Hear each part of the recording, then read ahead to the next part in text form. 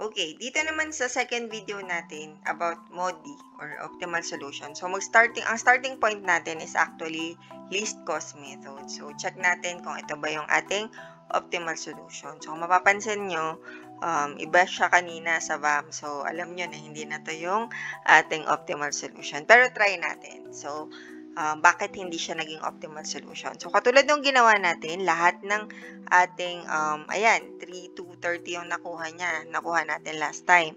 So, alam naman natin na hindi na yun yung optimal solution kasi optimal solution natin is 3,140 kanina sa VAM. So, again, ang gagawin natin una, lalagyan lahat ng U. So, kung ilang number, yun yung number ng U natin. So, may U1 tayo, U2, U3, tapos yung V naman, so V1, V2, V3, V4. Okay? So, next natin, yung U natin, again, lagi siyang 0. Yun yung starting position. Tapos, lahat ng may number, so 70, 35, 30, 60, 55, at saka 50. So, yun yung unahin natin. So, anong formula ulit natin? U plus V is equal to C. So, unahin natin yung nasa first row. Kasi bakit? Kasi may value ka na for U1. So, ma-find mo yung mga necessary V's. Okay? Pag nag-start ka kasi, for example, dito sa 60, wala pa dahil yung U2 mo kasi wala pang value, yung V2 mo wala pa rin. So, start ka dito sa may U1 is equal to 0. Okay? So, unahin natin yung 70. So, ano yung ipa-plus natin sa 0 para maging 9 yung ating cost? So, lalagyan natin dito 9. So, katulad nung ginagawa natin, check ulit natin. So, 9 plus 0 is equal to 9. Tapos next, sa 35. So, ano yung pina-plus natin sa 0 para makuha yung 11? So, ang V natin is 11. Okay? So, next natin, ano ba yung pwede natin masolve? Pwede na ba natin masolve yung 30? Hindi pa kasi wala pang given na V1, wala pa rin U2. Next, sa 60, pwede na ba? Hindi pa rin kasi wala pang U2, wala pang V2. Next natin sa 55. So, nakita natin yung 55, meron tayong V4 na 11, tapos U2 natin is 4. Bakit 4? Kasi anong idadagdag natin sa 11 para makuha natin yung cost na 15. So, sagot ay 4. Next natin, so, dito sa 50, yun, yung 30, makukuha na ba natin? Yes, kasi meron na tayong value for U2. So, anong idadagdag natin sa 4 para maging 19? So, ang sagot natin dito ay 15. And then dito, ganun din. So, sa 60, anong idadagdag natin sa 4 para maging 7? So, sagot ay 3. Then, next natin yung 8. Okay, so anong idadagdag natin sa 8 or sa 15 para maging 8? So, alam naman natin yan, negative 7. Okay, so anong ulit na gagawin natin? So, check. So, 0 plus 9 is equal to 9. So, lagyan mo na ng check. Okay? Next. Yung isa naman. 0 plus 11 is equal to 11. So, check. Next. 15 plus 4 is equal to 19. Then, 4 plus 3 is equal to 7. Then, 4 plus 11 is equal to 15. Then, next natin is 15 minus 7 or plus negative 7 is equal to 8. So, yan. Pareho na tayo or tama na tayo. So, next natin, yung mga excess. Ano yung formula ng excess? So, C minus U minus V. Yun yung magiging sagot sa may above ng X. Okay? So, again, 12 minus 0 minus 15, negative 3. 18 minus 0 minus 3, positive 15. Next, 30 minus 4 minus 9 is equal to positive 17. Then, X ulit 10 minus negative 7, which is 10 plus 7, 17, minus 3 is positive 14. Tapos, 14 plus 7 is 21 minus 9 is equal to positive 12. At 16 plus 7, so 23. And then, minus 11. So, ang sagot ay positive 12. Okay? So, nakita natin, di ba yung rule natin, dapat lahat ng excess ay positive para masabi nating optimal solution. But, ang problema, meron tayong negative, which is negative 3. So, dahil may negative, so hindi pa siya yung optimal solution. Okay, anong gagawin natin? Mag-solve ulit tayo. So, paano i-solve? So, again, ma'am, paano pag super daming negative, like ang daming umappear na negative? So, anong pipiliin? So, yung most negative. So, halimbawa, negative 5, negative 3. So, piliin mo negative 5. Kasi, ano ba yung negative dito? Anong ibig sabihin?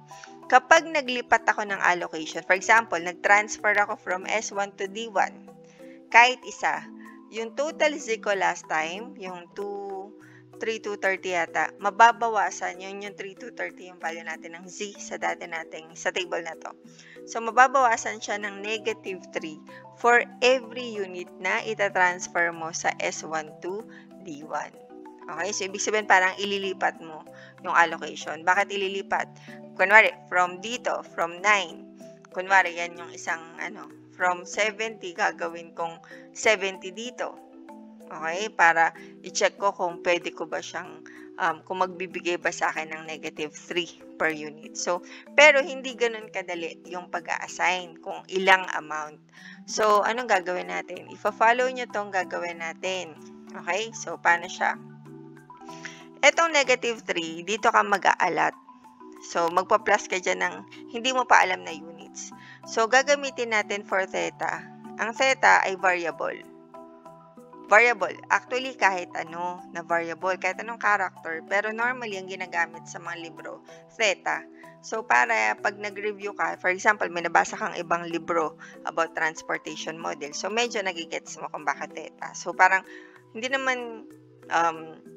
naman siya magpapamali kung ibang variable ka gamitin mo. Pero, syempre, mas magandang nasa convention na para medyo madali ka din makapag-follow nung process. Okay? So, anong gagawin natin dito? Dahil nag-plus tayo ng theta dito, may ililipat tayo. Kailangan natin mag-negative sa dito. Kasi, pag nag-plus tayo, ang mangyari dyan, mababiolate yung 105. So, parang, paano pag 1? Di ito 106 na. Hindi nga 105 nga lang yung kaya niya i-supply. So, violated na siya. So, anong rule? Pag may positive ka na theta, dapat meron kang ibawas. Okay, dito sa mga to. So, hindi ka pwedeng magbawas sa x kasi nga wala naman siyang allocation dun. Pag nagbawas ka, negative na. Hindi yun pwede kasi all x's or all variables sa mga linear programming, dapat it's either 0 or meron. Pag nag-negative ka dito, negative number. So, saan ka lang pwede magbawas? Dun sa may initial na allocation. Okay? Ngayon, may initial allocation kang 70 at 35. So, actually, pwede ka magbawas dito. Okay? Ngayon, pag nagbawas ka dito, di positive at saka negative na. So, same amount yan. So, magka-cancel lang yan. So, walang effect sa 105. Then, pag nag-negative ka dito sa column, 'di ba sa D3, nag-negative theta ka, dapat may pa-appear rin kang positive theta. Okay? Positive theta saan?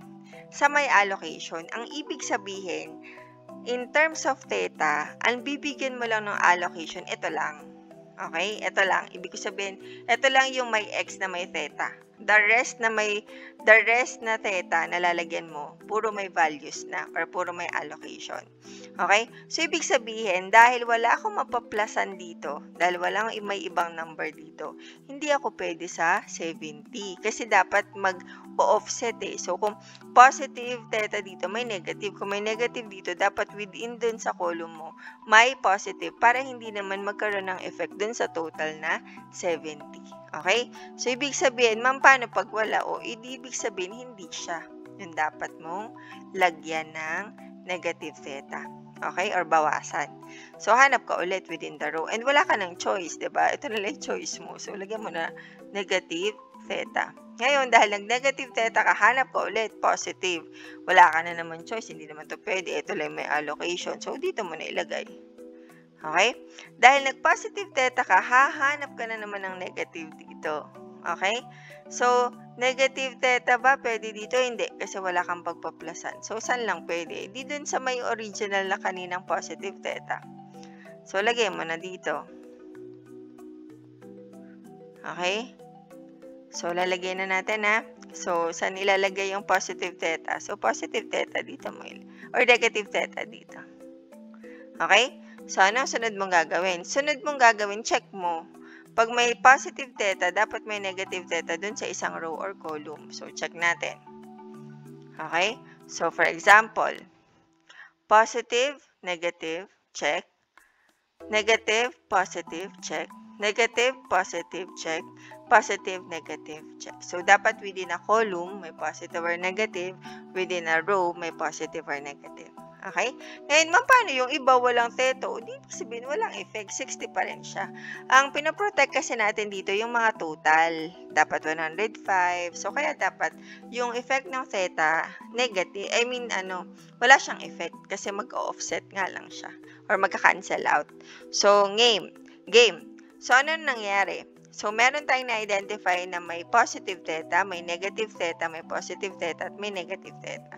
So, hahanapin mo dyan, ano yung mga nasa negative theta? Ano yung mga values nung naka-brown sa negative or allocation sa negative theta? May nakita tayo, dalawa, negative theta, 35, at saka 30. Okay? So, ang tanong, anong pipiliin mo, ma'am? 35 ba o 30 na amount?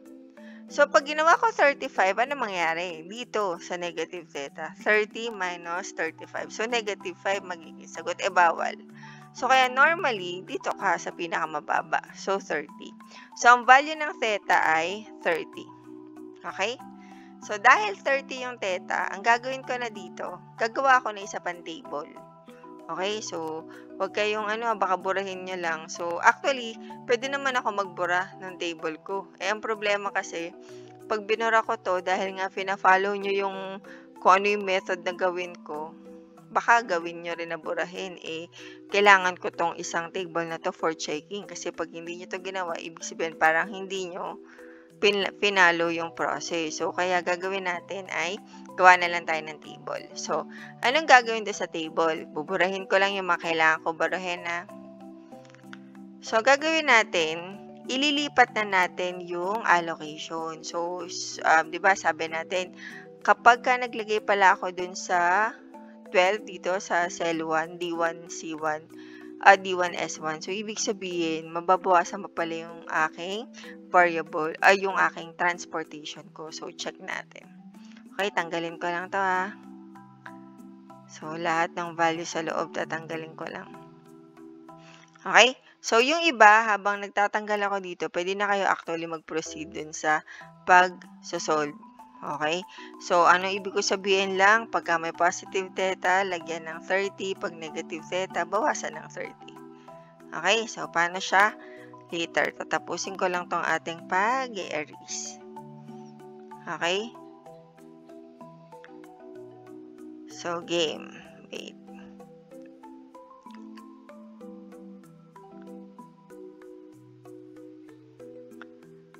Okay, so game. Malapit na tayo. Okay, again, review tayo. Value ng theta natin is 30. So, anong gagawin natin?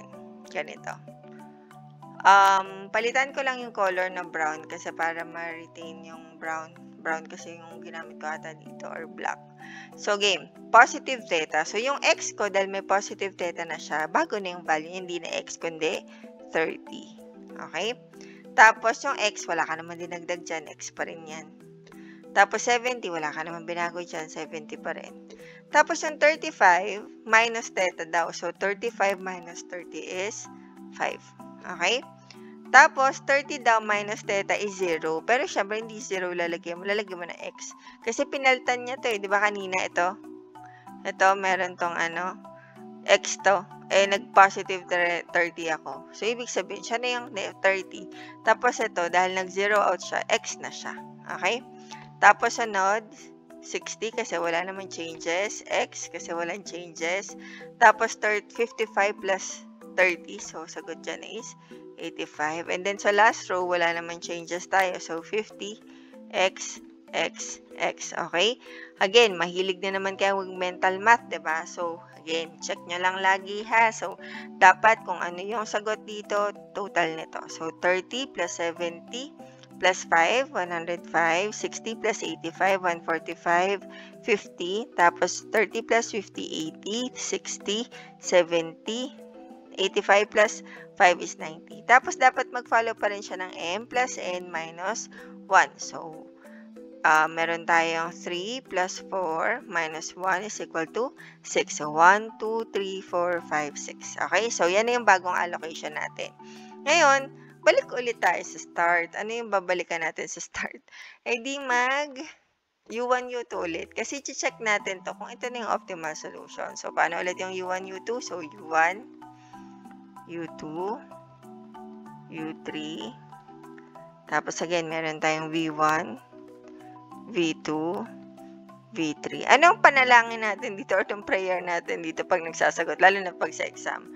Na sana lahat ng x's ay positive. Para yun na yung ating optimal solution. So, again U1 is equal to 0.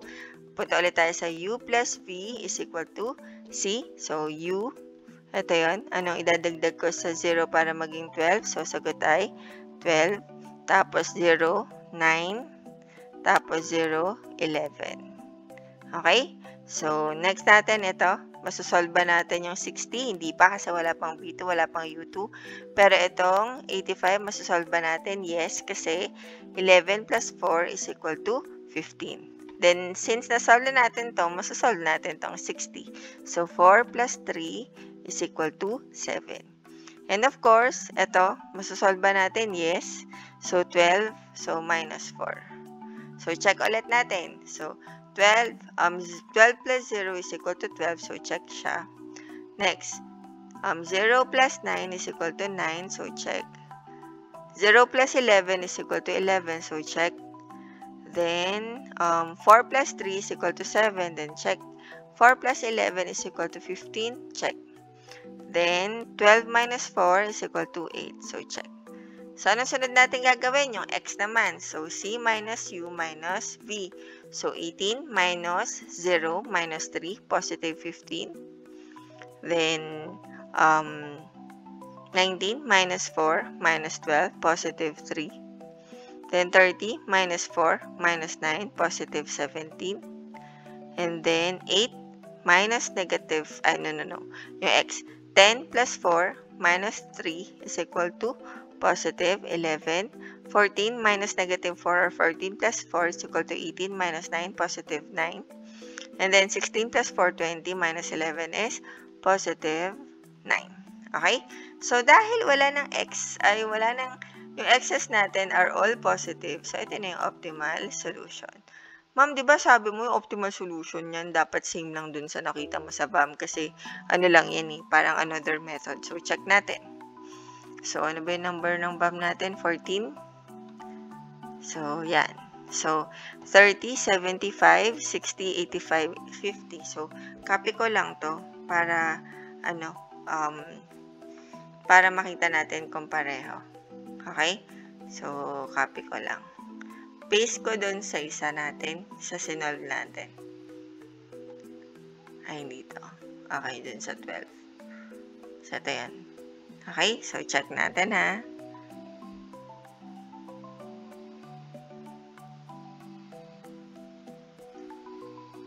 Okay, so check natin. 30, x50, x60, x70, xx, tsaka 585x. So, pareho lang tayo na nakuha. So, kaya yun yung optimal solution. Magkakapareho talaga siya kasi ang ginawa lang natin ay iniba lang natin yung stepping stone natin or first step.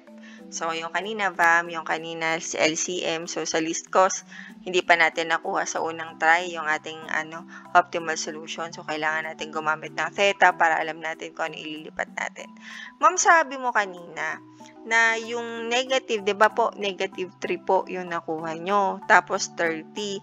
So, ibig sabihin, ita-times ko tong 30 ng negative 3. So, dapat po, mabawasan po ng negative 270 yung initial kong feasible solution dito. Diba? Ito, check ko muna yung feasible solution dito ha. I mean, yung Z dito sa feasible solution na to. So, ito. Ulit ha. Solve ko lang to. So, yung 9 times 70 plus 11 times 35 plus 19 times 30 plus 60 times 7 plus 55 times 15 plus 50 times 8. So, ang sagot natin ay 3 to 30. Okay? So, 3 to 30 tayo Next. Tapos, solve naman natin yung optimal solution naman itong isa. So, 30 times 12 plus 9 times 70 plus 11 times 5 plus 7 times 60 plus 15 times 85 plus 8 times 50. Sana sagot? 3,140. So, hanapin natin yung sagot. 3,140, 3,230 minus 3,140 ay 90. So, check natin. Mali pala ako. So, hindi pala siya 30 times negative 3 ay 270. So, hindi to 30 times negative 3 ay negative 90. So, nakita natin, di ba? From 3 to 30, nabawasan tayo ng 90. Okay? So, tama. So, kanina, di ba, yung 3, negative 3 times 30 ay negative 90. So, dapat yung 3 to 30, mabawasan siya ng 90 at nag-come up naman tayo with the optimal solution na So, tama tayo. Okay? So, yun nga. Yun yung sinabi niya na pag nag-transfer ako ng kahit isa dito sa D1, S1 to D1 ng isa lang, negative 3 ang mababawas. 30 yung tinransfer natin. So, kaya negative 90, which is nabawas nga siya. Okay, so yun yung essence ng sa MODI. Ngayon, yung sa optimal solution for the northwest corner rule, mahirap talaga siya kasi ang haba niyang starting position na yan. So, kaya hindi ko na lang i-discuss kasi medyo mahirap yung starting position. And normally, wala namang problems na nagpapastart sa northwest corner kasi nga ang tagal makarating doon sa optimal solution. So, kung may problem kayo dito, ulitin niyo lang yung video para medyo mag-gets nyo kung paano yung process. Okay? So, again, good day and good luck.